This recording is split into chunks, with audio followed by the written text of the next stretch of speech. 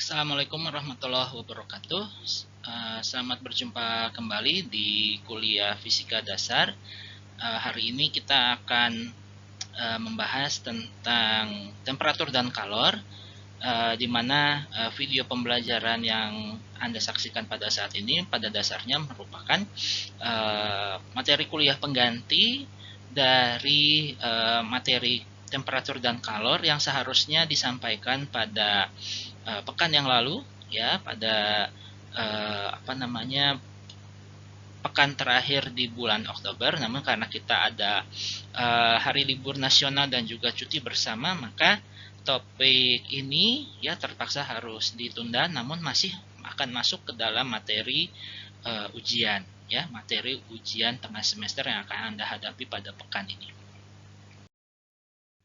Nah, di sini kita akan mempelajari beberapa hal, ya. Pertama adalah temperatur dan kalor. Kita akan berbicara mengenai konversi temperatur atau pengukuran temperatur. Kemudian kita mempelajari ekspansi termal atau pemuaian, ya, dalam bahasa lainnya. Kemudian kita akan mempelajari kalor dan energi dalam, serta diakhiri nanti oleh kalorimeter, kalor laten, dan hukum kekekalan energi. Sedangkan di aspek kedua itu kita akan mempelajari perpindahan kalor, di mana kalor itu nanti akan berpindah melalui mekanisme konduksi pada padatan, konveksi pada benda cair, dan radiasi pada pada tanpa medium, ya, tanpa adanya zat pengantar atau medium pengantar, maka yang namanya kalor itu tetap akan berpindah. Baik, kita akan mulai.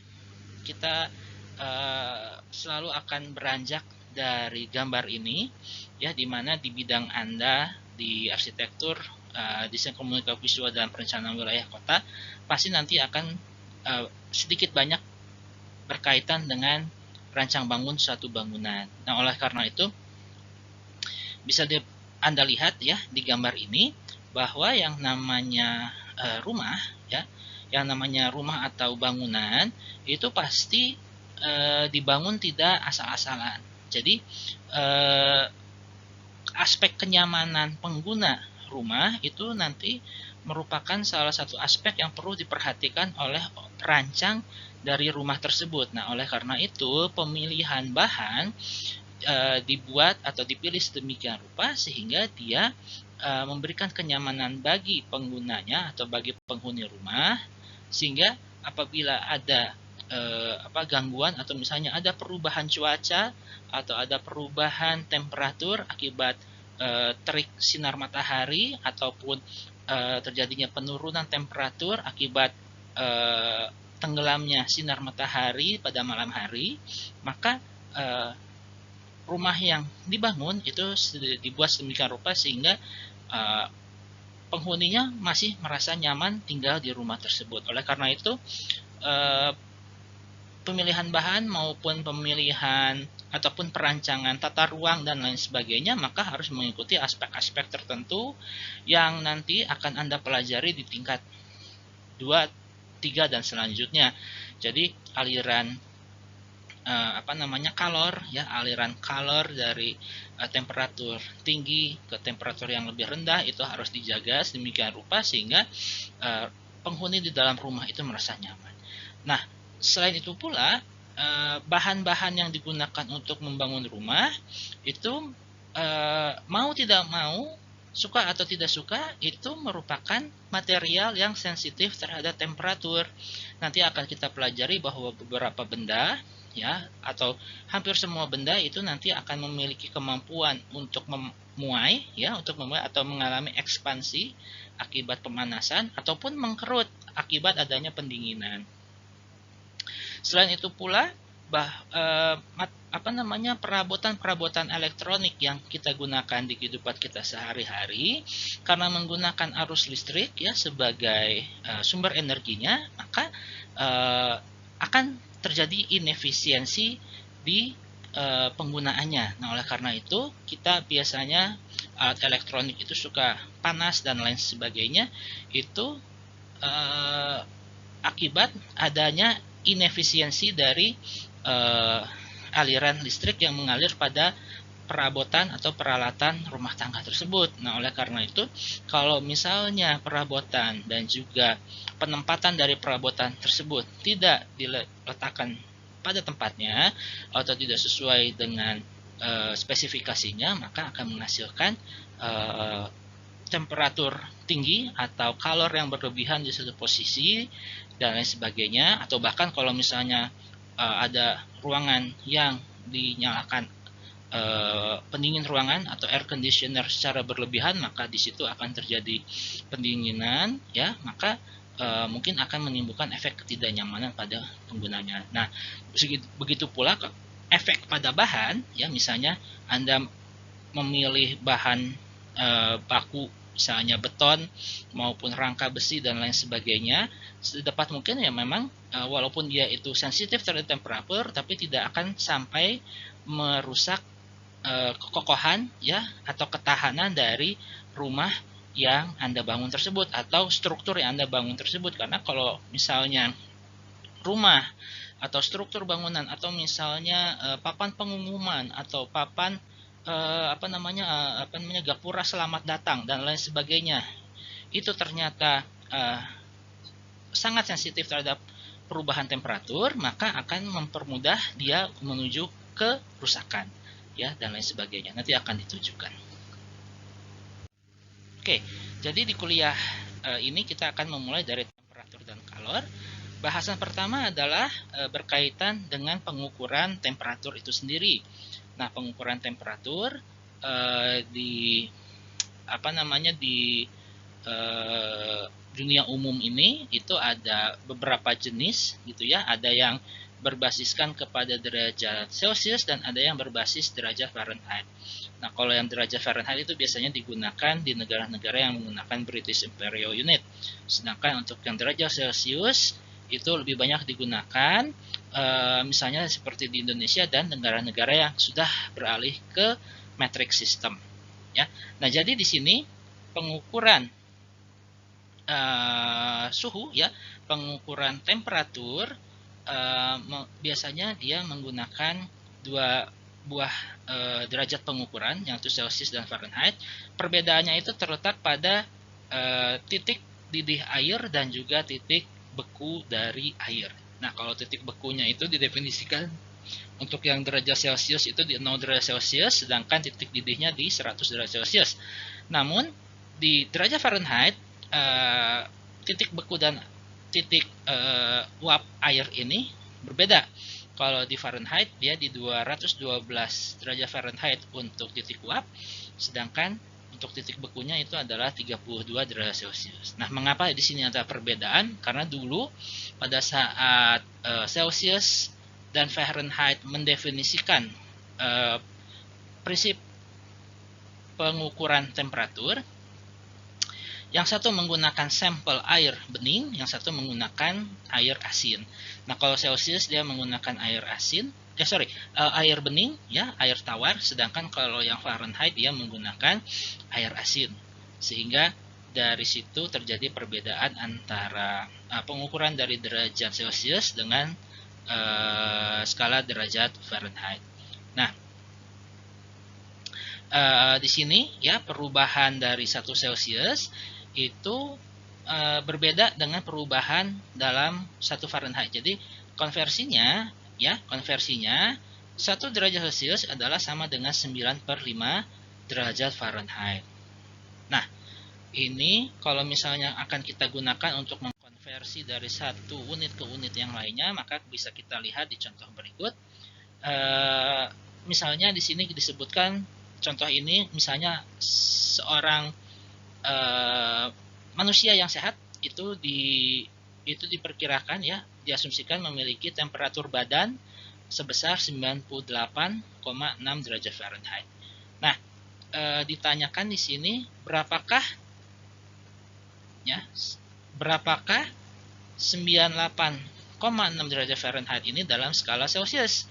Nah, cara untuk mengkonversinya adalah Anda lakukan 98,6 dikurangi 32, karena 32 itu adalah basis dari titik beku air di derajat Fahrenheit.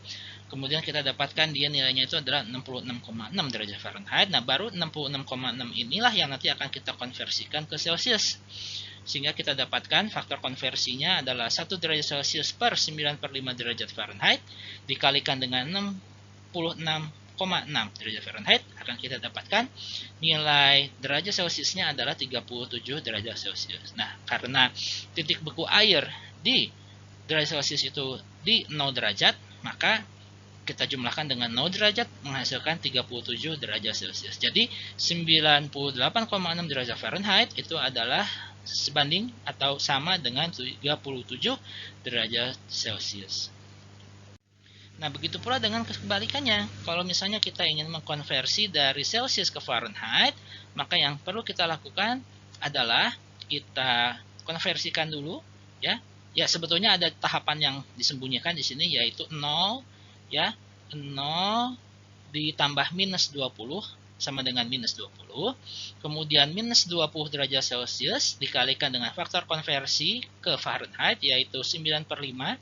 Ya, 9/5 derajat Fahrenheit dibagi 1 Celsius, kita akan dapatkan dia adalah sebetulnya ini minus 36 derajat Fahrenheit. Nah, kemudian minus 36 derajat Fahrenheit ini mengurangi titik beku air yang 32 derajat Fahrenheit, sehingga minus 20 derajat Celsius itu nanti akan sama dengan minus 4 derajat Fahrenheit.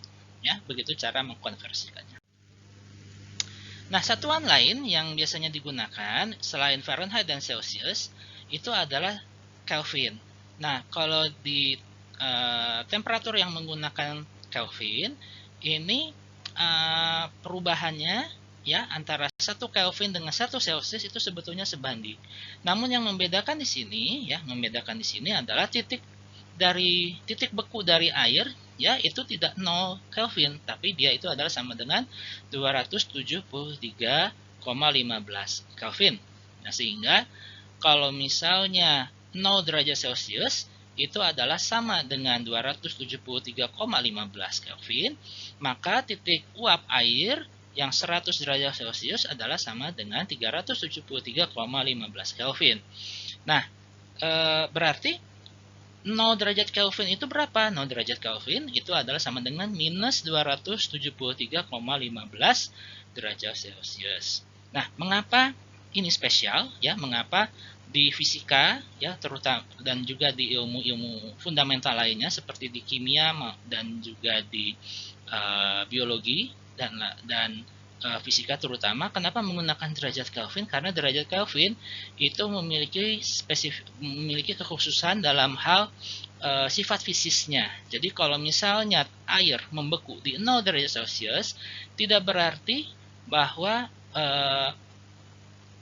partikel-partikel air itu diam sepenuhnya, ya. Jadi kalau misalnya pengukuran dari temperatur Kelvin itu didasarkan kepada sifat fisis dari gerak partikel yang ada pada wujud tertentu. Nah, pada saat dia membeku, ternyata diketahui bahwa partikel dari es, ya, partikel dari air yang membeku itu ternyata tidak diam. Ternyata pada 0 derajat Celsius, partikel air itu masih mengalami getaran atau vibrasi. Nah, temperatur di mana partikel-partikel air itu sepenuhnya diam, ya, itu adalah di 0 derajat Kelvin. Jadi karena itulah dasarnya bahwa untuk pengukuran besaran fisis menggunakan prinsip fisika digunakan temperatur Kelvin, bukan temperatur Celsius. Karena di Celsius pada saat 0 derajat Celsius atau pada saat air itu membeku, ternyata partikel-partikel penyusun airnya itu masih mengalami gerak vibrasi, ya, masih mengalami gerak vibrasi yang menyatakan bahwa ya berarti memang belum sepenuhnya beku seperti itu, ya. Tapi kebekuan sejatinya itu baru muncul ketika dia itu benar-benar temperaturnya 0 derajat Kelvin. Nah, pengukuran dari temperatur Kelvin itu menggunakan constant volume gas thermometer atau termometer gas, ya, termometer gas yang volumenya konstan, di mana di sini gasnya ini berada di tabung yang ini, ya. Jadi di sini ya, ada tabung, ya, ada tabung bentuknya U, dan di sini ada apa namanya, di sini ada substance atau material yang ingin kita ukur berapa temperaturnya, kemudian dia dihubungkan dengan sebuah pipa yang bentuknya U seperti ini, kemudian dia dihubungkan lagi dengan pipa U yang lainnya yang dimana dia di dalamnya ada isi merkuri. Nah, pengukuran dengan termometer ini caranya mudah sekali. Kalau misalnya ketinggian ya dari merkuri ini meningkat, ya, meningkat artinya dia mengalami perubahan temperatur pada substance ini, pada cairan ini, ya. Jadi di sini di dalam tabung yang berisi gas, ya. Jadi volume gas pada tabung ini itu adalah konstan. Kemudian dia dicelupkan pada material yang kita ingin tahu berapa temperaturnya. Maka setiap terjadi ada perubahan temperatur pada larutan ini, ya, atau pada material yang diuji ini, maka akan menghasilkan penambahan atau pengurangan ketinggian, ya, dari cairan merkuri yang ada di sini. Nah, makanya disinilah prinsip termometer kedokteran yang manual gitu ya, yang menggunakan air raksa itu dilakukan dengan cara seperti ini, dengan cara kita melihat, ya, dengan cara kita melihat seberapa besar ketinggian atau seberapa jauh apa namanya, pita air raksa yang warnanya merah itu bergerak dari satu nilai ke nilai yang lainnya. Nah, sekarang dengan menggunakan termometer ini dapat nanti akan kita dapatkan, ya, nilai absolut 0 Kelvin, ya. 0 Kelvin itu adalah minus 273,15. Ini berasal dari aproksimasi, ya. Jadi di dunia penelitian fisika hingga saat ini belum ada yang bisa mencapai 0 derajat Kelvin, ya, karena keterbatasan dari alat-alat dan apa namanya, proses yang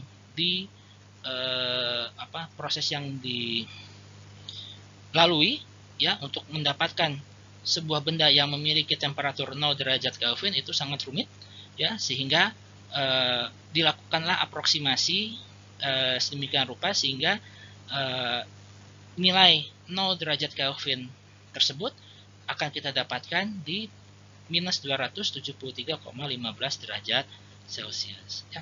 Jadi ini adalah kurva dari pengukuran temperatur menggunakan satuan Kelvin. Nah, pengukuran temperatur tidak hanya menggunakan termometer air raksa saja, tapi juga kita bisa menggunakan yang namanya termokopel. Termokopel itu adalah sebuah perangkat pengukuran temperatur di mana nanti dia akan mengkopel, ya, akan mengaitkan perubahan temperatur dengan perubahan bentuk, dan dari perubahan bentuk itu nanti akan diterima sebagai respon listrik, ya. Jadi di sini disebutkan bahwa thermometer make use of the change in some physical properties with temperature.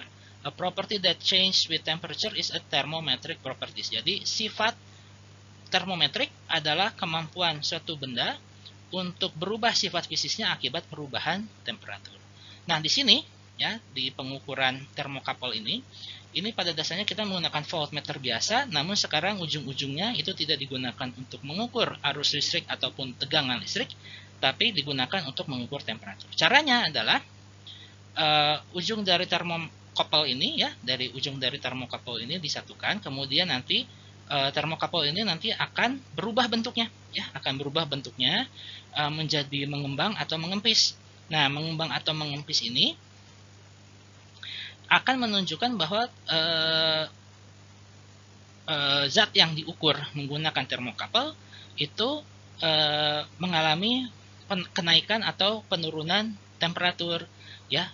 Jadi karena terjadi penurunan dan kenaikan temperatur yang bisa dideteksi oleh termokapel dari wujudnya yang bisa mengembang dan mengempis, dan dari mengembang dan mengempis ini kemudian dia bisa diterima sebagai respon listrik, maka dia nanti akan tercatat pada voltmeter sebagai respon listrik seperti itu. Nah, oleh karena itu di termokouple juga diperlukan sebuah reference, ya, diperlukan sebuah referensi atau acuan di mana 0 derajatnya itu didasarkan kepada 0 derajat Celcius, ya, seperti ini. Jadi nanti perubahan temperatur pada termokouple dirujuk kepada 0 derajat yang berupa titik beku dari air, ya, titik beku dari air, sehingga nanti penambahan penambahan temperatur yang di-sense atau yang dirasakan oleh termokouple itu betul-betul memang perubahan 1 derajat Celcius pada benda tersebut, sehingga nanti bisa terukur secara elektronik melalui voltmeter, seperti itu. Nah, jadi tadi sudah disebutkan bahwa di termokouple, ya, di alat ukur termokouple dia menggunakan 2 buah logam, ya, 2 buah kawat, sebetulnya kawat logam yang mengalami perubahan bentuk. Nah, perubahan bentuk di sini pada dasarnya berasal dari fenomena pemuaian dan juga pengerutan. Nah, di sini, ya, bisa dilihat pada sebuah padatan yang normal, ya, jadi sifatnya homogen, gitu ya, sifatnya homogen, dan juga dimisalkan di sini dimensi dari batang homogen ini dia hanya berpengaruh dalam aspek panjangnya saja. Kita tidak mempedulikan berapa lebar dan tinggi dari batang homogen ini. Nah, kalau misalnya dia dalam kondisi awal pada saat temperatur 0, ya, dalam temperatur acuan misalnya, dia memiliki panjang yang nilainya adalah L0 atau panjang mula-mula. Nah, kalau misalnya dia dikenakan panas, ya, dikenakan pada sebuah perubahan temperatur, di mana perubahan temperaturnya ini positif, ya, positif delta T, maka terjadi penambahan panjang atau terjadi pemuaian dalam arah panjang yang disebut sebagai delta L. Nah, dari sini, ya, kita nanti akan dapatkan, ya, bahwa delta L atau penambahan panjang itu adalah sebanding, ya, sebanding dengan panjang awal dari batang tersebut, ya. Jadi dari sini misalnya kita punya 2 buah batang logam yang identik satu dengan yang lainnya, kemudian diterapkan perubahan temperatur yang sama sehingga didapatkan perubahan panjang yang sama, yaitu delta L seperti ini. Maka kalau misalnya kedua buah batang logam ini disusun secara seri seperti ini, maka dia itu adalah ekivalen, ya, ekivalen dengan panjang awal ditambah panjang awal ditambah perubahan panjang dari batang 1 dan perubahan panjang dari batang 2. Nah, sehingga dari sini kita dapatkan bahwa delta L itu adalah sebanding dengan panjang mula-mula. Nah, sehingga akan kita dapatkan persamaan pemuaian benda padat atau ekspansi linear, ya, ekspansi linear thermal dari sebuah padatan adalah sama dengan perubahan panjang, ya, delta L sama dengan alfa dikalikan dengan L0 dikalikan perubahan temperatur. Jadi di sini alfa adalah koefisien ekspansi linear, ya, koefisien ekspansi linear atau koefisien pemuaian panjang. Nah, di sini satuan dari koefisien ini adalah sama dengan 1 per derajat Celcius. Ya, 1 per derajat Celcius, karena di sini Anda lihat di delta L ini satuannya adalah meter, sedangkan di ruas kanan ini ada alfa, ada L0, ada delta T. Delta T itu satuannya Celsius atau Kelvin.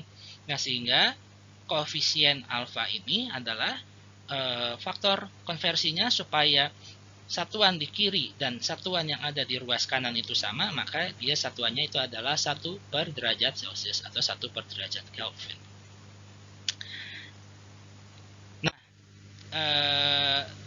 Di buku acuan, ya, atau handbook teknik sipil ataupun handbook arsitektur dan lain sebagainya, telah tersedia nilai-nilai dari padatan maupun cairan tertentu yang memiliki koefisien ekspansi, baik itu ekspansi secara linear, ya, dari aspek panjangnya saja, maupun ekspansi atau pemuaian secara volumetrik, ya. Jadi kalau tadi di batang homogen yang tadi Anda dapatkan bahwa pemuaian terjadi hanya pada aspek panjangnya saja, makanya dia disebut sebagai linear atau garis lurus, ya, garis lurus. Jadi dia hanya salah satu aspeknya saja yang mengalami pemanjangan. Sedangkan kalau misalnya aspek 3 dimensi yang kita tinjau juga mengalami pengembangan atau mengalami pemuaian, maka itu disebut sebagai koefisien muai volumetric atau volumetric linear expansion, ya. Volumetric thermal expansion, ya. Satuannya adalah beta. Tapi baik beta maupun alfa, satuannya, ya, unitnya itu adalah 1 per derajat Celcius. Oke. Nah, untuk untuk membayangkan hal ini dengan kenyataan yang nanti akan Anda lihat di bidang pekerjaan Anda, bayangkan misalnya kalau sebuah rumah itu dibuat menggunakan rangka baja ataupun besi, ya. Nah, tadi kan disebutkan bahwa besi yang dimensinya panjang itu seperti apa? Nah, ini seperti rangka baja yang biasanya nanti akan dicor. Nah, biasanya nanti rangka baja ini akan dipilin seperti kotak-kotak seperti ini, ya. Ini nanti akan menjadi dasar dari lantai dari suatu bangunan dan lain sebagainya. Kemudian dia juga bisa menjadi sebuah rangka dari dinding bangunan maupun tiang-tiang ataupun kawat-kawat yang terpasang pada pagar. Nah, misalnya terjadi pemuaian atau pengkerutan akibat penyinaran sinar matahari di rumah, gitu ya. Nah, itu maka akan terjadi perubahan bentuk dari pagar maupun dari rangka bangunan tersebut. Nah, akibatnya kalau terjadi pemuaian, pemuluran secara terus-menerus dan kadang-kadang dia dipengaruhi oleh temperatur yang ekstrim, misalnya akibat adanya hujan ataupun temperatur yang sangat panas akibat musim kemarau dan lain sebagainya, maka akan terjadi kerusakan, ya, pada dinding tersebut. Akan ada kerusakan pada rangka besi tersebut sehingga menghasilkan retak dan lain sebagainya pada bangunan yang kita buat, ya. Jadi Anda sebagai arsitek maupun sebagai perencana wilayah dan juga desain visual ketika merencanakan suatu bangunan, baliho, reklame, kemudian gapura selamat datang dan lain sebagainya, harap diperhatikan bahwa pemilihan bahan jangan sampai dia itu cepat rusak. Jangan sampai hanya dalam beberapa tahun saja menghasilkan kerusakan permanen pada bangunan yang dibangun dan lain sebagainya. Oke, contoh yang lain yang bisa digunakan ini misalnya terjadinya buckling, ya. Buckling itu artinya terjadi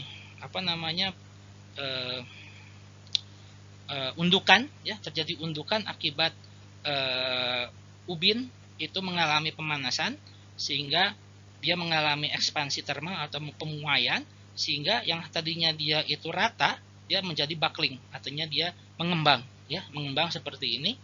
Nah, di sini contohnya sebuah concrete sidewalk, jadi trotoar, ya, trotoar antara dua rumah itu dibangun pada saat temperatur di kawasan tersebut adalah 25 derajat Celcius. Nah, pada saat temperaturnya naik menjadi 38 derajat Celcius, terjadi pemuaian, ya, terjadi ekspansi. Nah, akibat adanya ekspansi terjadi buckling, ya, terjadi buckling atau terjadi penggembungan dari lantai. Ini sering terlihat di gedung-gedung yang didesain kurang bagus, ya. Bahkan mungkin di kampus kita juga mungkin ada fenomena seperti ini akibat ketidakhati-hatian dalam pemasangan dari ubin. Nah, di sini kita diminta untuk menentukan berapa sih jarak Y, ya, atau jarak tegak dari buckling ini, ya, menggunakan informasi yang tertera di gambar, ya. Jadi di gambar ini kita lihat bahwa karena temperatur berubah dari 25 menjadi 38, panjang dari ubin ini atau panjang dari trotoar ini yang tadinya itu adalah 3 meter sekarang berubah menjadi 3,00047 meter, ya. Yang awalnya itu dia adalah 3 meter. ya. Nah, kemudian kita diminta untuk menghitung berapa ketinggian dari buckling ini. Nah, untuk menghitung berapa Y, caranya seperti ini. Jadi kita hitung dulu ya. Kita hitung dulu berapa perubahan panjang ya. Berapa perubahan panjang dari dari ubin tersebut ya. Perubahan panjangnya itu adalah sebesar 0,00047 ya. Ini dihitung dari koefisien muai ya, koefisien muai panjang dikalikan dengan panjang mula-mula dikalikan dengan perubahan temperatur yang terjadi, jadi dari 25 ke 36, maka perubahannya itu positif, maka nanti didapatkan dia penghubungan, maka didapatkan di sini adalah pemuaian ya, penambahan panjang sebesar 0,00047 meter. Nah, ini sebetulnya dia cukup kecil ya.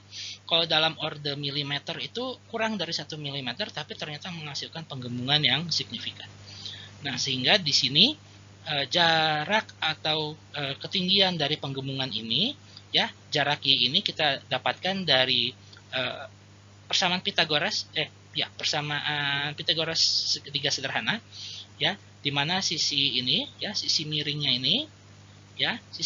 ini dikuadratkan dikurangi oleh sisi mendatarnya yang dikuadratkan, nanti hasilnya nanti diakarkan, nanti kita dapat berapa Y. Nah, hasilnya ketinggian dari penggembungan ini adalah sebesar 0,053 meter, atau ini kalau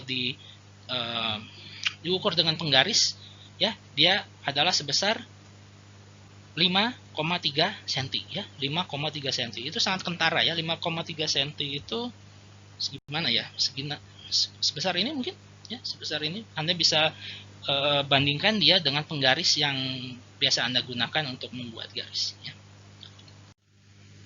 Nah, contoh yang lain misalnya ada sebuah balok ya, ada sebuah beam gitu ya, ada sebuah balok yang ditopang oleh dua buah beton ya. Jadi di kanan kirinya itu beton, kemudian beam ini ya, atau balok ini dia mengalami perubahan ya, mengalami perubahan temperatur dari 23 derajat Celcius menjadi 42 derajat Celcius. Nah, ini ditanyakan berapa besar stres atau tegangan kompresi ya, tegangan kompresi yang dialami oleh balok tersebut. Nah, kita sudah mengenal cara mencari tegangan melalui regangan ya, dari kuliah elastisitas dan osilasi yang kita pelajari di pekan-pekan sebelumnya. Kita dapatkan stres atau tegangan F per A itu adalah sama dengan modulus yang dikalikan dengan perubahan panjang dibagi panjang mula-mula ya.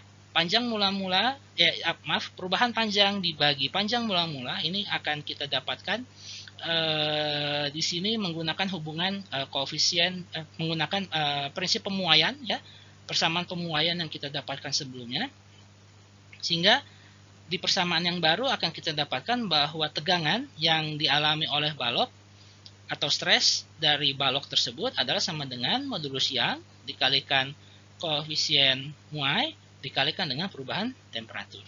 Nah, sehingga di sini akan kita dapatkan bahwa tegangannya itu atau stresnya itu adalah sebesar 4,7 kali 10 pangkat 7 Newton per meter kuadrat ya.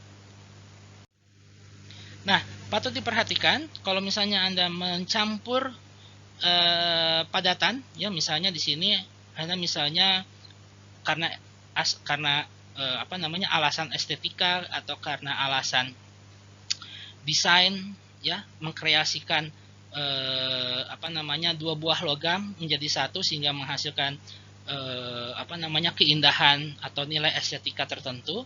Harap diperhatikan bahwa ketika Anda mencampur, hati-hati, kadang-kadang pada saat temperaturnya itu temperatur ruangan misalnya 25 derajat Celcius, dia masih bisa disatukan seperti pada gambar A yang ada di sini ya. Jadi dia masih sejajar dan bisa disatukan seperti ini. Tapi kalau misalnya terjadi pemuaian ya, pada saat terjadi perubahan temperatur di mana temperaturnya itu meningkat, maka lihat di sini ya, bahwa terjadi bengkokan, ya, terjadi pembengkokan pada dua buah benda di sini, di mana panjang dari brass itu kuningan, itu lebih besar daripada panjang yang besi. Ya, ini disebabkan oleh nilai dari koefisien muai panjang dari kuningan yang lebih sensitif terhadap perubahan temperatur, sehingga menghasilkan panjang, ya, menghasilkan penambahan panjang yang lebih banyak daripada besi. Ya, Anda nanti bisa lihat di tabel yang sudah tadi diperlihatkan di slide sebelumnya. Sehingga nanti ketika temperaturnya itu turun, ya, misalnya temperaturnya itu turun di bawah 25 derajat, maka yang kuningan itu nanti akan mengkerut lebih banyak, ya, mengkerut lebih banyak daripada besi, sehingga membeloknya akan menjadi seperti ini, ya, yang digambar C ini.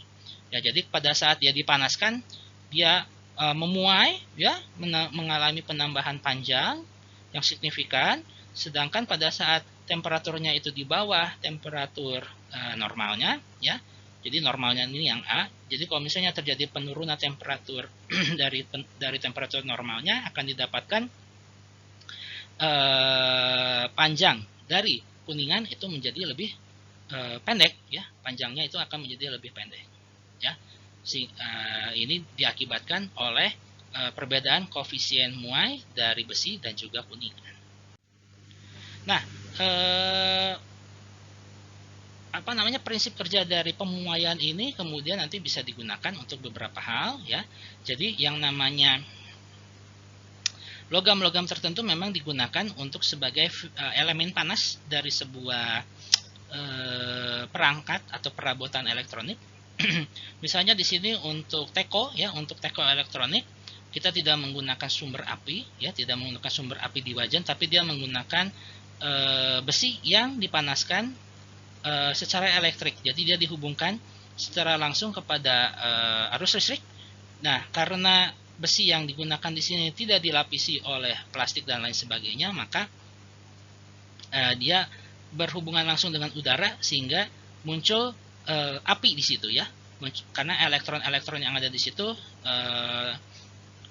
berubah, ya, berubah menjadi api, menjadi panas begitu, sehingga dia bisa memanaskan air ataupun memanaskan teh maupun kopi yang ada di dalam teko tersebut, ya. Jadi pada saat coffee pot, ya, jadi teko kopi ini dinyalakan, di-on-kan, maka arus listrik mengalir pada ini.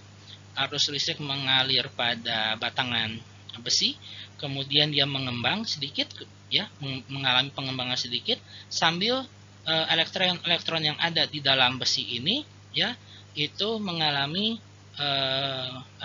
perubahan, ya, mengalami perubahan yang tadinya mengalir pada besi ini, kemudian dia menjadi panas, ya. Dan karena dia tidak ada shield, tidak ada pelindung dan lain sebagainya, maka panasnya semakin lama semakin tinggi, sehingga dia akan menjadi sumber api di sini. Jadi bukan api seperti pada kompor, tapi dia mengalami perubahan warna, ya. Yang paling kelihatan secara fisik itu adalah besi ini mengalami perubahan warna dari hitam menjadi merah. Nah, artinya ada api di situ, ada elektron yang mengalir secara deras di sini, ya. Nah, kalau misalnya di-off-kan, maka dia akan kembali ke kondisi yang semula. Nah, ini menggunakan prinsip pemuaian linear. Nah, jadi kalau misalnya kita punya ubin, gitu ya, disusun seperti ini, ya, disusun seperti membentuk kotak seperti ini dengan lubang yang ada di tengah. Kalau misalnya temperatur itu mengalami peningkatan, artinya terjadi pemuaian, ya, terjadi pemuaian dari ukuran ubin tersebut. Nah, bagaimana dengan ukuran dari lubangnya? Nah, ternyata ukuran dari lubangnya ini juga mengalami perubahan, ya, mengalami perubahan mengikuti dari perubahan bentuk dari ubin tersebut. Sehingga kalau misalnya kita masukkan satu buah ubin lagi ke lubang ini, maka dia akan fit, maka dia itu akan sesuai atau cocok dengan ukuran dari lubang yang terjadi di sini akibat pemuaian, ya. Jadi seperti ini. Oke, kalau tadi itu berkaitan dengan pemuaian panjang, ya, dari aspek linearnya saja. Nah, sekarang Kalau misalnya panjang, lebar, dan tingginya juga mengalami pemuaian, maka dia disebut sebagai ekspansi volumetrik atau volume thermal expansion atau pemuaian volumetrik. Nah, di sini persamaannya menjadi delta V sama dengan beta dikalikan V0 atau volume mula-mula dikalikan delta T atau perubahan temperatur. Nah, di sini beta satuannya sama dengan alfa, yaitu 1 per derajat Celcius atau 1 per derajat Kelvin.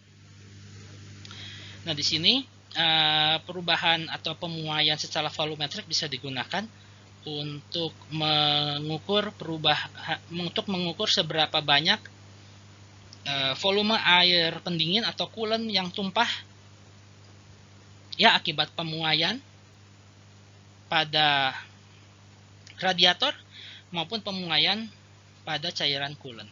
Nah, di sini diketahui bahwa radiator itu dibuat menggunakan tembaga, ya, copper, and the coolant has an expansion coefficient of 4 times 10 to the power of minus 4. Jadi koefisien muai koefisien muai volumetrik dari coolant itu adalah 4 kali 10 pangkat minus 4 derajat per derajat Celcius. Sedangkan ya, karena tadi disebutkan bahwa radiator itu dibuat menggunakan tembaga ya dari koper, maka bisa kita cari di buku handbook berapa nilai koefisien pemuaian volumetriknya itu berapa ya. Nah, sedangkan di sini volume dari radiator itu adalah sebesar 15 quart. 15 quart itu adalah volumenya ya. Quart itu adalah satuan volume di British Imperial Unit, salah satu satuan di British Imperial Unit untuk volume. Nah, sehingga di sini if the radiator is filled to its 15 quart capacity when the engine is cold, jadi pada saat dia dingin, dia dimasukkan cairan coolant sebanyak 15 quart. Nah, kalau misalnya radiator ini misalnya sampai temperaturnya itu menjadi 92 derajat Celcius, maka seberapa banyak volume coolant yang tumpah dari radiator tersebut.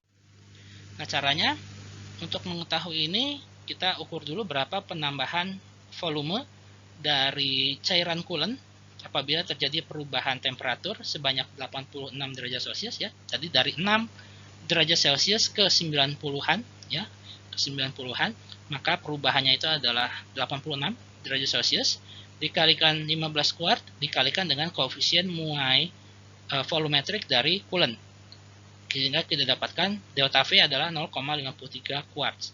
Sedangkan volume dari radiatornya ya, radiator sebagai wadah itu hanya 0,066 quarts. Nah, artinya terjadi spill itu adanya cairan yang tumpah dari dalam radiator keluar, karena di sini radiator hanya bisa menampung berapa tadi 15 ditambah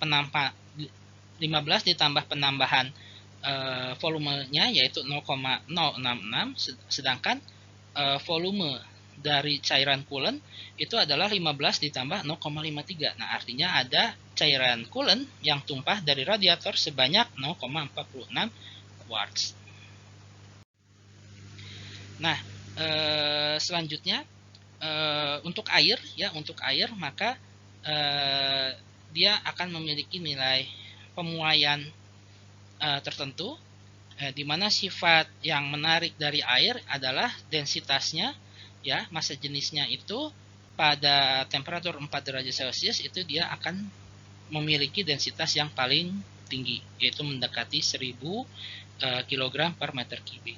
Nah, dan salah satu sifat dari air lagi itu adalah dia dalam satu kondisi tertentu dia bisa memiliki fase yang berbeda. Nah, di dalam contoh yang ada di sini ya, terutama di negara 4 musim, itu kalau misalnya terjadi perubahan cuaca, maka air yang ada di dalam keran itu bisa memiliki fase yang parsial. Ada fase yang beku dan ada yang cair. Nah, kadang-kadang terjadi kerusakan atau terjadi bocor pada keran pada saat peralihan musim tersebut, ya karena ada bagian dari keran yang mengalami pembekuan. Nah, tadi sudah disebutkan kalau misalnya terjadi pembekuan secara ekstrim, kemudian dia dipanaskan dan sebagainya, maka jadi retak. Nah, maka keretakan yang muncul di sini diakibatkan oleh thermal expansion, ya, ekspansi termal dari air yang berada di dalam keran tersebut yang menghasilkan kerusakan atau kebocoran dari pipa tersebut sehingga terjadi ya air tumpah kemana-mana, ya air tumpah kemana, atau ya itu tadi air tidak bisa mengalir pada keran pada saat musim dingin dan lain sebagainya. Nah, untung saja kalau di Indonesia di negara tropis tidak ada perubahan temperatur yang ekstrim dari musim panas ke musim penghujan, tapi kalau di negara 4 musim terjadi musim salju terjadi dan panas yang cukup ekstrim sehingga bisa menghasilkan kerusakan akibat ekspansi termal pada air. Baik, tadi sudah kita jelaskan mengenai temperatur. Temperatur itu adalah derajat kepanasan, ya, dari suatu benda, ya. Jadi di sini temperatur itu pada dasarnya menyatakan kondisi, ya, atau keadaan dari suatu benda dengan kita ketahui tekanan dan volume dari benda tersebut, ya. Jadi tekanan, volume, dan temperatur itu merupakan variabel keadaan dari suatu benda secara termodinamik. Jadi secara dalam kaitannya dengan fisika termal, maka setiap keadaan atau setiap benda pada keadaan tertentu bisa dinyatakan melalui tekanan, volume, dan juga temperaturnya. Dan temperatur itu menyatakan perubahan kalor, ya, menyatakan perubahan kalor yang terjadi akibat proses tertentu dalam kondisi tekanan dan volume yang tetap dan lain sebagainya, atau dalam kondisi tekanan atau volume yang tertentu. Nah, sebetulnya yang kita hitung menggunakan termometer itu pada dasarnya adalah aliran panas, ya, aliran panas atau aliran kalor. Nah, di sini definisi dari panas atau kalor, ya, kalor itu adalah energi, ya, kalor itu adalah energi yang mengalir dari temperatur yang tinggi ke temperatur yang rendah. Jadi kalau misalnya rumah kita karena disinari oleh matahari, maka panas itu akan panas atau kalor, ya, ini di beberapa buku fisika heat itu diterjemahkan sebagai panas, tapi sekarang kita gunakan kalor untuk sebagai bahasa lain dari heat ini. Jadi kalor itu akan mengalir, ya, atau energi, ya, energi yang ada pada bahan bangunan itu akan mengalir dari sisi bangunan yang temperaturnya lebih tinggi ke temperatur yang lebih rendah. Nah, aliran energi inilah yang disebut sebagai panas. Jadi yang diukur menggunakan termometer itu adalah pada dasarnya adalah panas itu sendiri atau kalor itu sendiri. Nah, satuan dari kalor atau panas itu adalah adalah joule, ya. Jadi sama dengan satuan dari energi, karena kalor itu sendiri merupakan aliran energi yang mengalir dari temperatur tinggi ke temperatur yang rendah. Oke, the heat that flows from hot to cold originates in the internal energy of hot substance. Jadi akibat adanya energi dalam yang terjadi pada benda yang memiliki temperatur yang tinggi, maka mengakibatkan terjadinya aliran energi dari temperatur tinggi ke temperatur yang rendah. Sehingga it is not correct to say that a substance contains heat, karena heat itu terjadi aliran, ya, aliran energi yang terjadi disebut. Jadi bukan karena dia mengandung panas, tapi terjadi ada aliran panas dari temperatur tinggi ke temperatur yang rendah.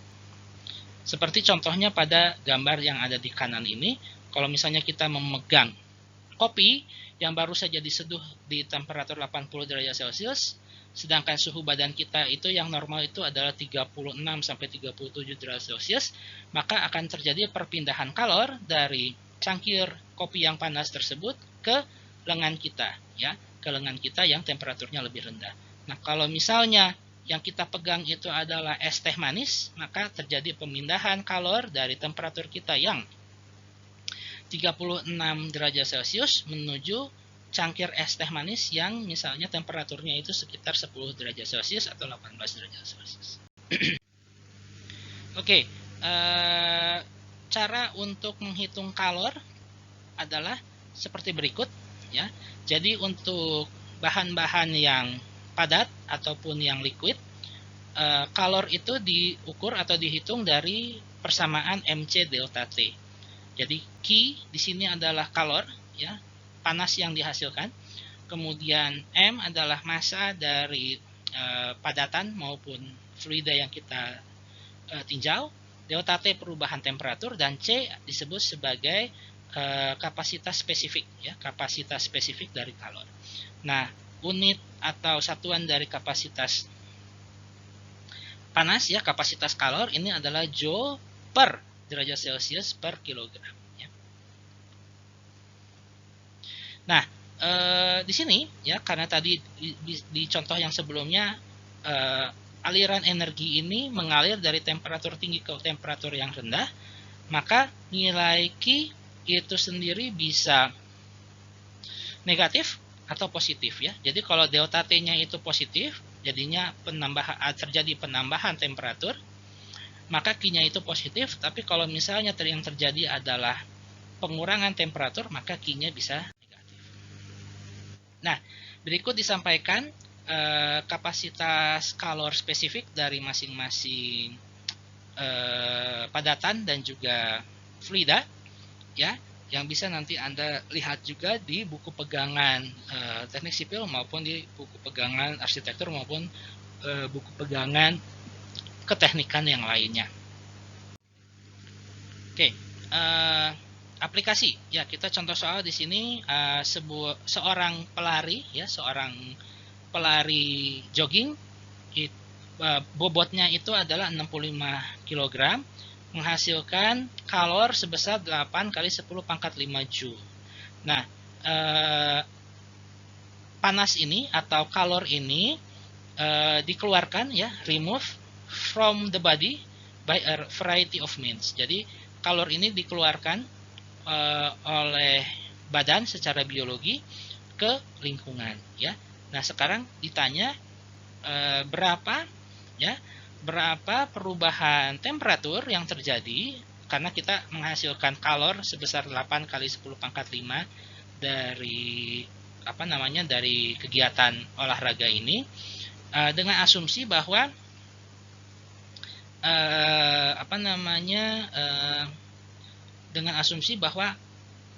panasnya ini tidak sampai ke lingkungan ya. Jadi kalau misalnya kita bisa menghitung panas dihasilkan itu 8 kali 10 pangkat 5, sedangkan massa atau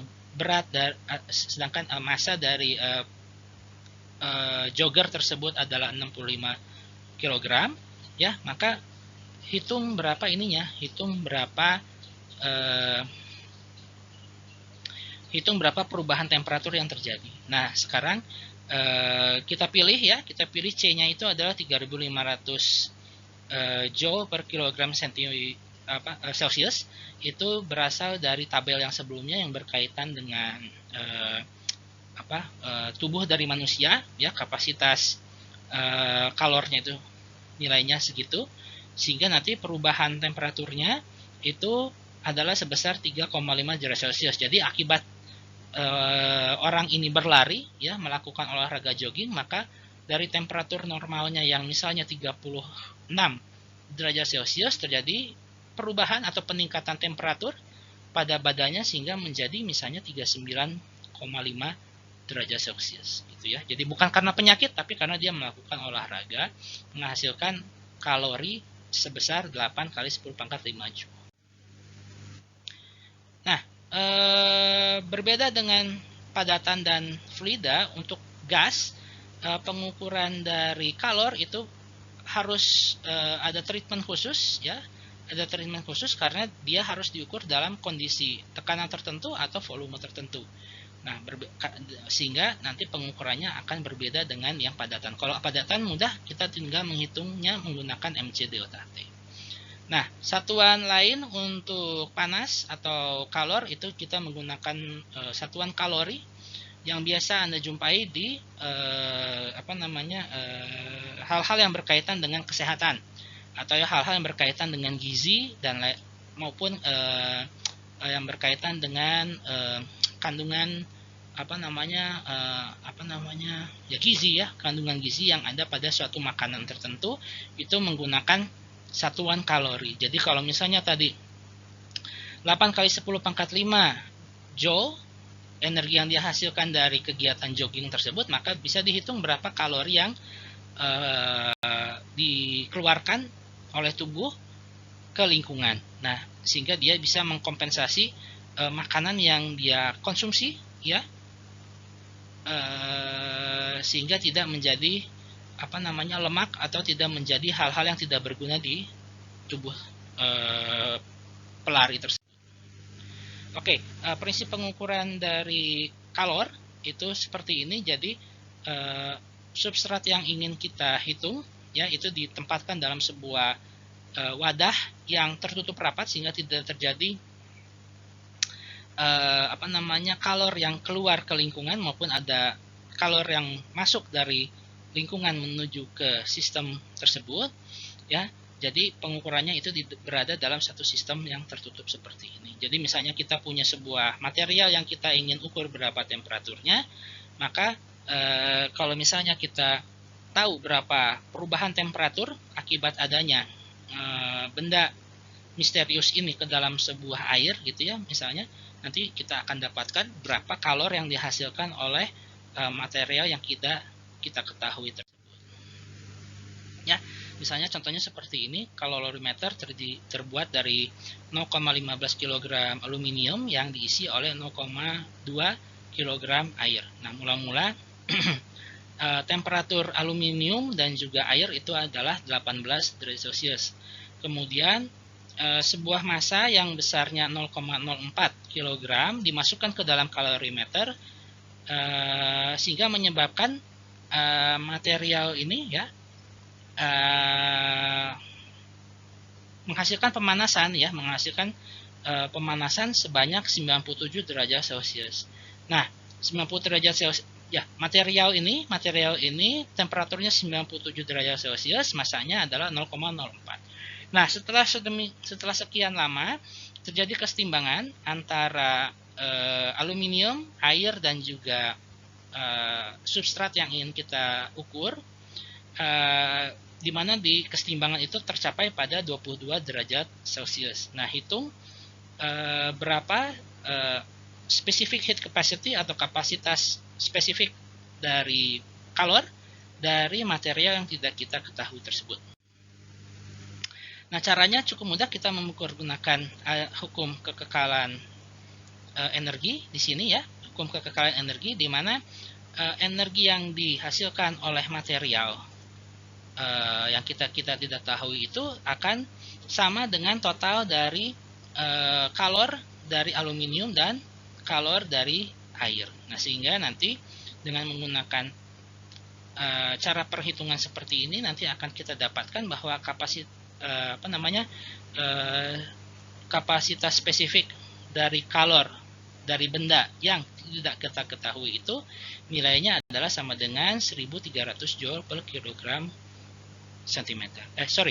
Celcius ya. Joule per kilogram derajat Celcius.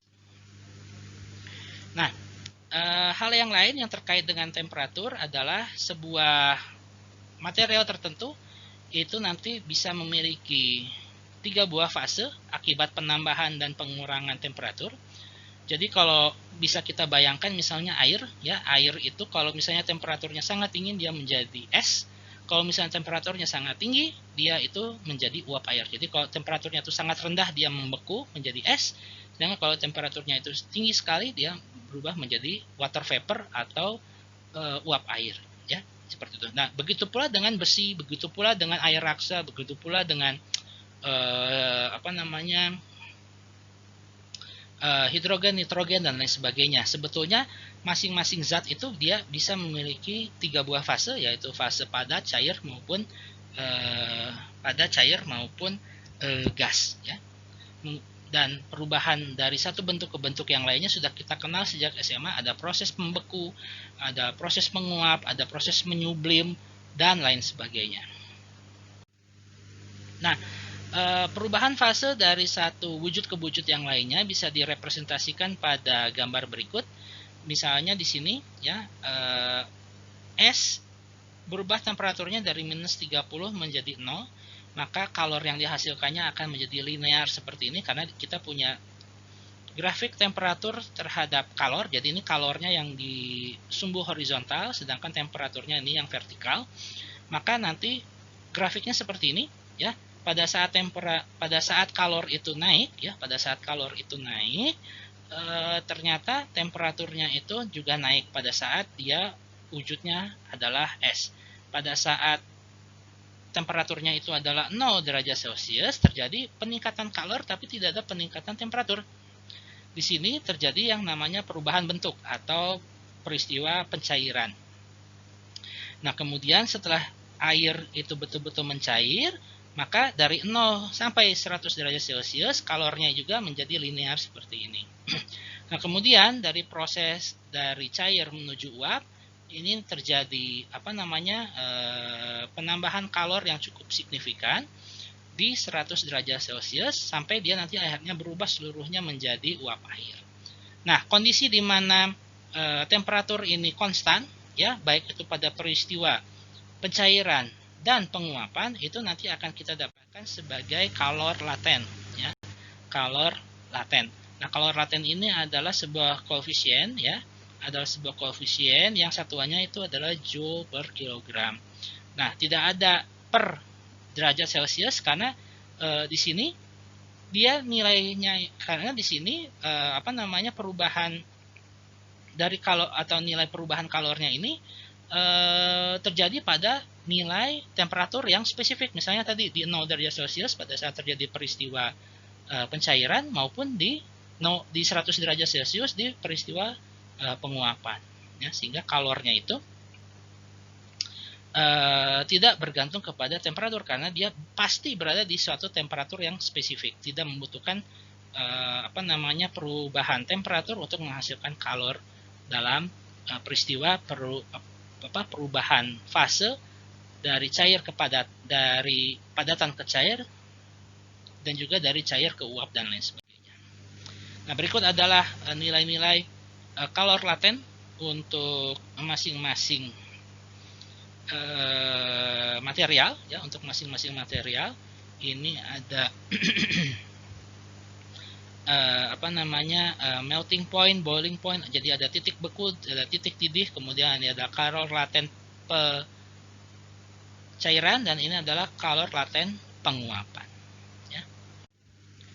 Nah, ini bisa kita jumpai pada contoh berikut ya. Pada contoh berikut misalnya es memiliki temperatur 0 derajat Celcius dimasukkan ke dalam cairan ke dalam minuman limun ya, minuman lemonade yang masanya 0,32 kg yang temperaturnya itu adalah 27 derajat Celcius. Nah, hitung ya berapa massa es yang berubah dari beku menjadi cair ya akibat adanya kontak antara es dengan minuman limun tersebut. Nah, kita gunakan kembali di sini prinsip kekekalan energi. Kalor laten dari pencairan es ya, kalor laten dari pencairan es itu adalah sama dengan perubahan kalor ya, sama dengan kalor yang terjadi pada cairan limun ya yang mengalami perubahan temperatur ya. Nah, di sini kita samakan kalor pada peristiwa cairan es dengan kalor yang terjadi di minuman limun, sehingga nanti akan kita dapatkan massa dari es yang mencair adalah sebesar 0,11 kg. Oke, selanjutnya ini disebutkan bahwa the pressure of vapor that coexists in equilibrium with liquids is called equilibrium vapor pressure. Jadi dalam kondisi tertentu yang namanya uap dan juga cairan itu bisa berada dalam satu kondisi yang sama, ya. Bisa berada dalam satu keadaan yang sama, di mana dia khusus berada dalam sebuah wadah yang terisolasi, ya, tidak mengalami gangguan dari lingkungan dan juga material yang di dalam tidak mempengaruhi lingkungan dan lain sebagainya, sehingga di sini pada saat tekanannya itu tepat, maka akan terjadi fase zat cair dengan fase zat gas itu berada dalam satu kawasan yang sama, ya, dalam satu wadah yang sama secara bersamaan. Maka di sini disebut sebagai tekanan uap seimbang, ya, tekanan uap seimbang. Nah, di material-material tertentu, ya, untuk mendapatkan kondisi di mana fase cair dan fase gasnya itu berada dalam satu keadaan yang sama, dalam satu wadah yang sama, atau dalam satu bentuk yang sama, ya, dalam bentuk wadah yang sama, ya, dalam keadaan yang sama, itu kalau misalnya dia berada dalam satu grafik yang warna merah ini, ya. Jadi kalau misalnya air, ya, misalnya air itu berada di luar dari grafik ini, maka dia pasti kalau nggak wujudnya itu gas, maka dia wujudnya itu adalah fluid. Tapi kalau misalnya diinginkan dia memiliki dua fase dalam satu keadaan yang sama, maka dia harus memenuhi keadaannya dalam garis yang merah ini. Nah, prinsip dari kesetimbangan gas ini bisa kita gunakan pada cat seprat, ya, cat semprot atau aerosol atau minyak wangi dan lain sebagainya, itu bisa diterapkan karena dia menggunakan kesetimbangan tekanan setimbang, ya,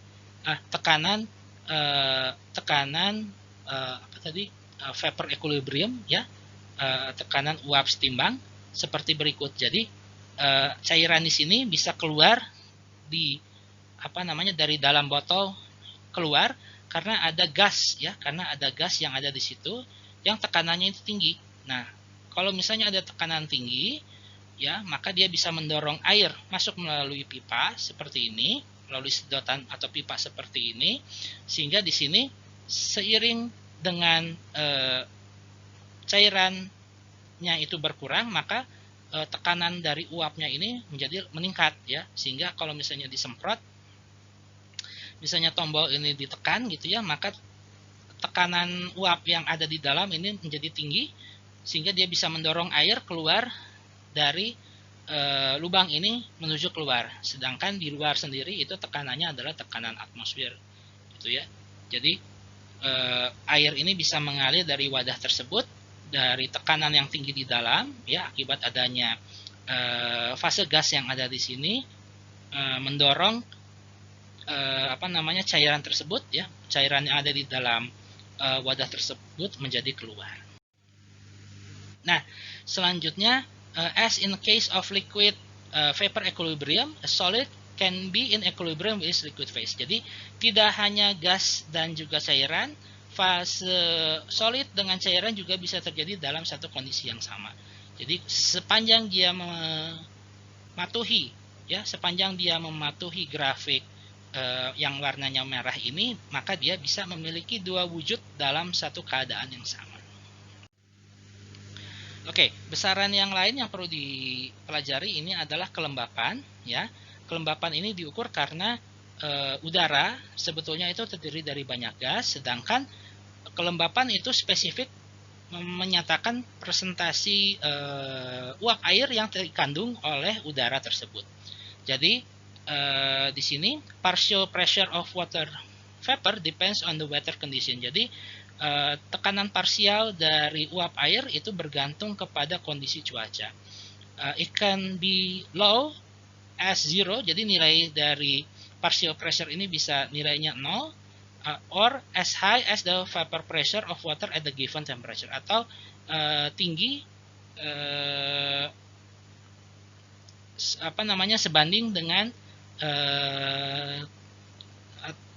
sebanding dengan tekanan air ya, atau kalau tadi kan partial pressure ya, partial pressure dari water vapor. Jadi tekanan parsial dari uap air itu kalau rendah dia 0, kalau tinggi dia itu adalah sama dengan tekanan air pada temperatur tertentu ya.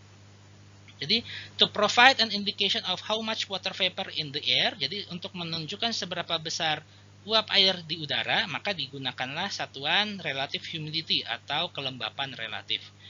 Jadi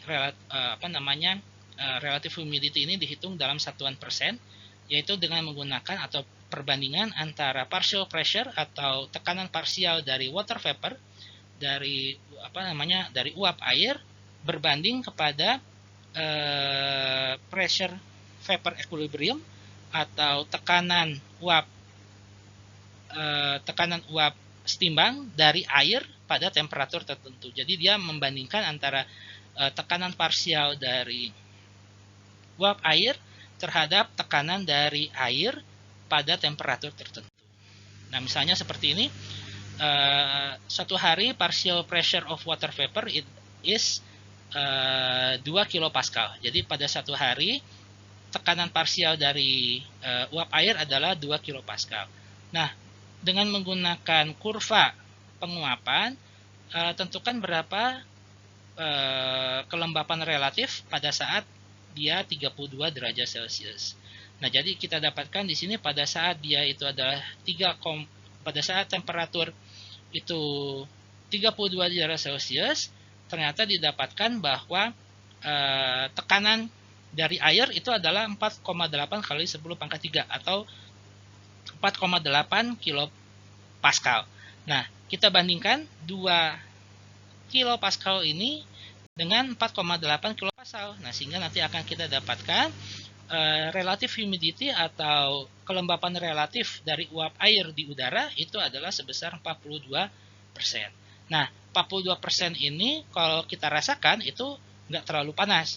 Kalau misalnya sangat tinggi, kelembapan sangat tinggi, seperti misalnya Anda bayangkan di kampus ITERA itu sedang mau turun hujan. Nah, pada saat kondisi sedang mau turun hujan, artinya terjadi penguapan yang sangat berlebihan di udara, mengakibatkan kelimpahan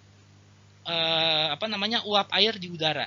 Nah, kalau misalnya akan terjadi hujan, biasanya kelembapan itu sampai mencapai 80 sampai 90 sampai 100% sebelum nanti akhirnya turun hujan.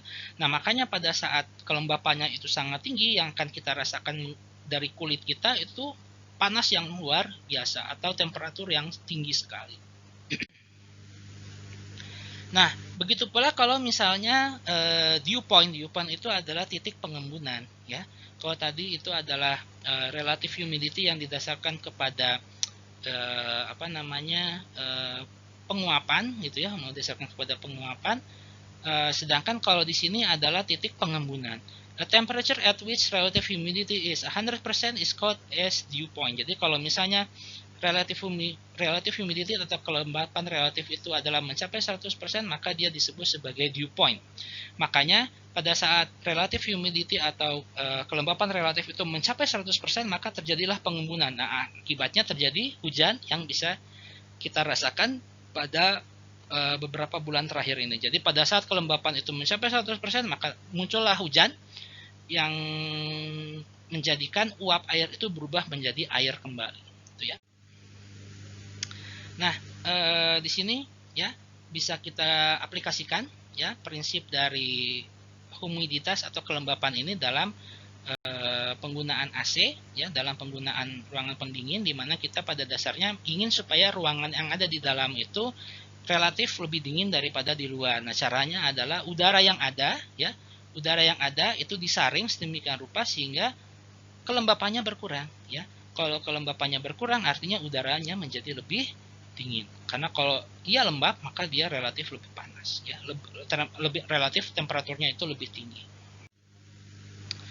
Baik, tadi kita sudah berbicara tentang kalor, yaitu perubahan energi ya, atau aliran energi yang mengalir dari temperatur tinggi ke temperatur yang rendah. Sekarang bagaimana mekanisme dari aliran kalor itu sendiri ya. Tadi sudah disebutkan bahwa mekanisme aliran kalor ada 3 yaitu konveksi, konduksi, dan radiasi. Konveksi adalah aliran kalor yang terjadi pada benda cair yang terjadi pemanasan terus-menerus. Jadi kalau misalnya Anda melihat air yang dididihkan pada sebuah panci, maka di situ terjadi proses konveksi, di mana partikel air itu nanti akan mengalami roda, ya, akan mengalami rotasi dari bawah ke atas, kemudian turun lagi, kemudian ke atas lagi, kemudian ke bawah lagi, akibat adanya pemanasan yang ada di bagian bawah akibat kontak dia dengan api, akibat adanya kontak panci dengan api, sedangkan di atasnya itu ada kontak dengan udara, artinya pressure-nya itu lebih rendah atau sama dengan lebih rendah dibandingkan dengan tekanan yang ada di bawah, atau tekanan yang ada di atas panci itu adalah sama dengan tekanan atmosfer. Nah, sehingga akibat adanya di situ, akibat adanya temperatur yang lebih rendah di atas panci itu mengakibatkan massa partikel air yang ada di atas itu lebih berat, sehingga dia turun ke bawah. Nah, pada saat dia di bawah, dia mengalami pemanasan lagi, massanya berkurang sehingga dia naik lagi. Kemudian siklusnya nanti berulang-ulang, ya, siklusnya berulang-ulang sehingga menghasilkan gyro atau menghasilkan perputaran dari bawah ke atas dan dari atas ke bawah seperti ini. Inilah yang disebut sebagai proses konveksi. Nah, begitu pula inilah yang terjadi di proses terjadinya hujan, ya. Proses terjadinya hujan itu adalah seluruh uap air yang ada di daratan itu diserap semuanya oleh panas yang dihasilkan oleh radiasi matahari. Nah, karena di bumi, ya, karena dia itu terbentuk oleh batuan-batuan yang responsif terhadap temperatur. Jadi pada saat bumi itu disinari matahari, permukaan bumi menjadi sangat panas sehingga menghasilkan uap air, sehingga menghasilkan air itu berubah kondisinya dari cairan menjadi uap, dan karena masanya itu berubah menjadi lebih kecil, dia bisa mengapung, ya, bisa terbang ke angkasa sampai akhirnya nanti dia membentuk awan, ya. Setelah dia membentuk awan di angkasa itu, dia berkumpul dengan massa air yang lainnya sehingga dia menjadi lebih berat. Nah, akhirnya nanti dia turun sebagai hujan. Nah, kondisi inilah ya, kondisi inilah yang nanti akan digunakan oleh pesawat glider, ya, supaya dia bisa mendapatkan daya angkat yang baik dari udara tersebut. Tapi kalau untuk pesawat komersil, justru konveksi ini, ya, awan konveksi ini justru dihindari karena bisa mengakibatkan ketidakstabilan pada saat pesawat itu take off atau pada saat pesawat itu melintas menerobos dari awan yang menyerap uap air tersebut. Kemudian proses konveksi, kalau yang tadi diperlihatkan bahwa dia terjadi secara alami, tapi juga bisa kita lakukan rekayasa sedemikian rupa sehingga proses konveksi juga bisa terjadi secara secara sintetik atau secara terpaksa seperti ini, ya, menggunakan mekanisme mesin yang terlihat di slide Anda pada saat ini. Oke, proses yang pertama adalah konveksi, proses yang kedua adalah perpindahan panas di benda padat. Itu disebut sebagai konduksi. Nah, yang terjadi pada konduksi, ya, akibat adanya perbedaan temperatur tinggi dan rendah di padatan tersebut, pada dasarnya terjadi yang namanya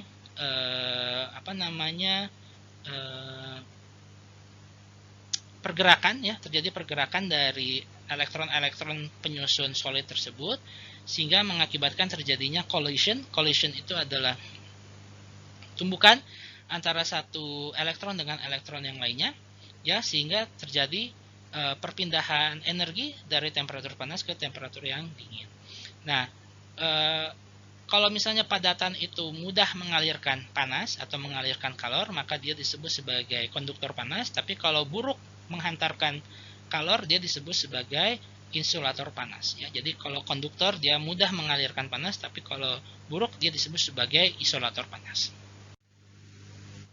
Nah, kemampuan panas itu bisa ditransmisikan atau mengalir dari temperatur tinggi ke temperatur yang rendah bergantung kepada beberapa hal. Yang pertama adalah waktu, yang kedua adalah perbedaan temperatur yang terjadi antara dua kondisi tersebut, kemudian cross sectional area atau luas penampang dari benda tersebut, dan satu lagi adalah panjang dari benda yang kita tinjau. Ya, jadi kalau misalnya di sini ada sebuah batang gitu ya, ada sebuah balok ya yang memiliki perbedaan temperatur.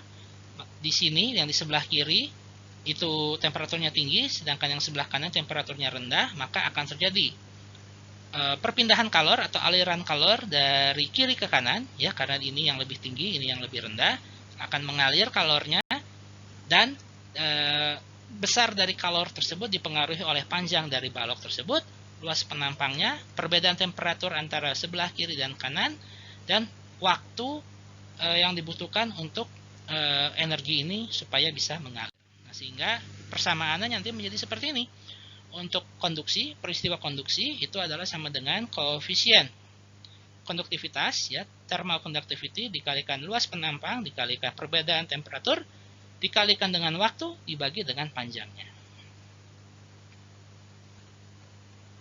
Ya, jadi ini khusus untuk menghitung berapa kalor yang dihasilkan dari proses konduksi. Nah, ini adalah nilai koefisien konduktivitas termal untuk bahan-bahan tertentu ya, mulai dari aluminium, kuningan, tembaga, iron itu besi, lead itu timah ya. Kemudian silver itu perak, steel itu adalah besi, kemudian ada udara, ada hidrogen, nitrogen, oksigen, ada asbestos, ada lemak tubuh ya, ada lemak dalam tubuh manusia, kemudian ada konkrit atau beton, ada diamond ya, ada diamond itu berlian, kemudian ada glass ya, ada bulu angsa, ada es, ada styrofoam, ada air, ada kayu oak, dan juga ada wool ya. Nah, untuk material isolator panas bisa juga kita gunakan seperti ini. Jadi bahan-bahan yang memiliki konduktivitas termal yang rendah itu bisa kita gunakan sebagai isolator panas, sebagai penahan panas supaya tidak keluar dari satu ruangan atau masuk dari lingkungan menuju ruangan ataupun sebaliknya. Atau juga bisa kita gunakan patches atau lubang-lubang sebagai penahan panas ya. Jadi di sini lubang-lubang di sini pada dasarnya dibuat sedemikian rupa sehingga panas itu terperangkap ya, aliran dari kalor itu terperangkap dalam udara seperti ini, sehingga yang terjadi adalah konveksi, sehingga dia tidak sepenuhnya terjadi konduksi seperti ini, sehingga terjadi konveksi, dan akhirnya panas itu bisa diinsulasi atau bisa dihambat alirannya dari satu tempat ke tempat yang lainnya. Nah, misalnya seperti ini, sebuah dinding dibuat menggunakan plywood ya, menggunakan plywood dan juga dilapisi oleh sebuah insulasi ya, di sebuah insulasi supaya panas tidak keluar masuk dari ruangan dan lain sebagainya. Di sini diminta untuk menghitung seberapa banyak heat atau kalor yang terkonduksi menembus dari dinding tersebut yang terbuat dari kayu. Dan di sini diketahui bahwa thermal conductivity atau konduktivitas termal dari insulasi dan kayu plywood adalah 0,03 dan 0,08 joule per second meter derajat Celcius, dan luas penampang dari dinding itu adalah 35 meter per second. Nah, untuk menghitung berapa kalor yang bisa menembus hingga sampai ke dinding kayu plywood, itu kita hitung dulu temperaturnya ya. Kita hitung dulu berapa temperatur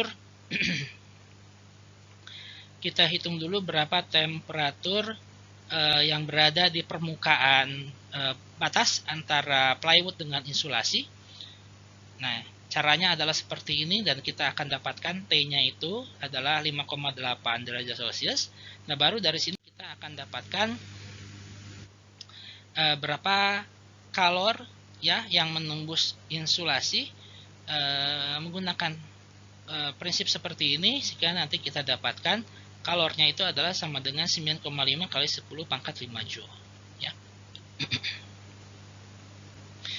Ya, 5,8 itu signifikan karena nanti berkaitan dengan delta T ya. Delta T-nya ini adalah 25 derajat ya. 25 derajat yang ada di dalam ya, yang ada di dalam ruangan dengan interface ya. Interface itu antara dinding luar dengan insulasi. Jadi di sini temperaturnya ini adalah 5,8. Jadi di luar itu 4 derajat Celcius dingin ya. Dan ini dalam kondisi musim dingin. Di luar itu temperaturnya 4 derajat Celcius. Sedangkan di dalam ruangan itu adalah dibuat fix menjadi 25 derajat Celcius. Nah, artinya perlu kita hitung seberapa banyak kalor yang mengalir di insulasi ini. Nah, caranya adalah kita harus tahu dulu berapa temperatur yang ada di bidang batas antara dinding plywood dengan insulasi. Baik, mekanisme yang terakhir itu adalah aliran panas tanpa menggunakan medium ya. Jadi misalnya sinar matahari dari matahari sampai ke bumi itu di antara bumi dan matahari itu tidak ada medium ya, karena benar-benar hampa ya, tekanannya rendah dan lain sebagainya, temperaturnya juga tekanannya rendah dan juga material yang ada di situ pun lepas-lepas dan lain sebagainya. Sehingga aliran panas tidak memerlukan medium ya, dia hanya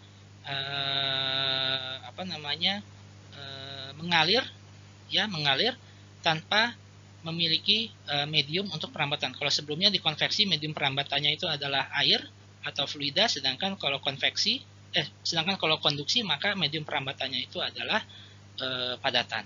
Nah, sehingga kalau radiasi itu tidak memerlukan medium atau misalnya di sini kita kalau misalnya medium perambatannya itu udara juga masih bisa kita anggap sebagai proses radiasi ya. Selama tidak ada sel konveksi atau kalau hujan itu masih berarti ada konveksi di udara gitu ya. Tapi kalau misalnya di ruang hampa, misalnya di ruang angkasa, aliran panas dari sinar dari matahari ke bumi itu bisa terjadi aliran tanpa perlu adanya perantara antara matahari dengan bumi. Nah, sebuah benda yang bisa menyerap seluruh radiasi panas itu disebut sebagai benda hitam sempurna ya. Ini disebut sebagai benda hitam karena diketahui dari penelitian bahwa benda yang hitam apabila disinari itu akan menyerap panas lebih banyak daripada kalau warnanya itu tidak hitam, atau bahkan kalau misalnya permukaannya itu mengkilap atau putih, maka tingkat kalor yang bisa diserap itu jauh lebih rendah daripada benda yang dicat warnanya hitam. Nah, untuk radiasi sendiri itu persamaan kalornya berbeda. Di sini dia menggunakan Q sama dengan E dikalikan sigma. Sigma ini adalah konstanta Stefan Boltzmann dikalikan temperatur pangkat 4 dikalikan luas penampang dikalikan waktu. Nah, penerapannya ini kalau di bidang kita di perencanaan wilayah, arsitektur dan juga desain komunikasi visual ini tidak terlalu kentara, tapi di bidang lain seperti di astronomi ini bisa kita gunakan untuk menghitung seberapa besar jari-jari dari bintang tertentu. Ini misalnya diketahui bintang Betelgeuse itu memiliki temperatur 2900 Kelvin didapatkan dari pengamatan ya, karena bintang yang memiliki warna tertentu artinya dia memiliki temperatur tertentu ya, itu ada konvensinya. Dan dari dari tingkat brightness-nya itu artinya dia kejelasannya ya, kecemerlangannya itu didapatkan dia itu nilainya 4 kali 10 pangkat 30 watt. Nah, dari sini bisa kita hitung bagaimana cara menghitung jari-jari dari bintang tersebut adalah dengan menggunakan luas penampang adalah sama dengan luas bola ya, luas bola atau luas permukaan dari bintang tersebut yang diasumsikan berbentuknya adalah bola. Sehingga dari situ kita dapatkan jari-jari dari bintang tersebut adalah 3 kali 10 pangkat 11 meter menggunakan persamaan yang ini. Oke, aplikasi dari konveksi, radiasi, dan juga konduksi itu bisa kita gunakan di beberapa hal. Misalnya dalam termos ya, itu ada konduksi dan konveksi yang terjadi ya. Konduksi dan konveksi yang terjadi di sini, dan juga ada insulasi di sini ya. Jadi gimana caranya supaya air yang dimasukkan ke dalam termos itu selalu hangat, maka radiasinya itu dibuat atau partikel-partikel dari panasnya itu dibuat sedemikian rupa dia terperangkapnya itu caranya adalah dengan menggunakan kaca ya, dengan menggunakan kaca pada termos. Kemudian contoh yang lainnya bisa kita gunakan untuk menghasilkan wajan ya, menghasilkan wajan berbasis halogen, itu juga menggunakan prinsip konduksi. Kemudian dari konduksi ke tutup keramik yang ada di atasnya itu menggunakan radiasi. Baik, saya kira itu adalah materi yang perlu disampaikan untuk minggu ini ya, sebagai pengganti materi kuliah pada saat cuti bersama yang lalu. Sehingga pada pekan ini Anda akan menghadapi ujian tengah semester, dan setelahnya Anda akan mempelajari materi selanjutnya, yaitu yang berkaitan dengan gelombang EM. Gelombang EM ini penting di bidang Anda karena banyak sekarang aplikasi-aplikasi atau peralatan-peralatan rumah tangga yang menggunakan gelombang EM sebagai saklar ya, sebagai pemicu hidup mati dari perangkat elektronik tertentu ya. Jadi itu adalah materi kuliah kita pada hari ini. Saya ucapkan terima kasih atas perhatiannya. Kita ketemu lagi setelah ujian tengah semester membahas tentang gelombang EM. Baik, terima kasih. Assalamualaikum warahmatullahi wabarakatuh.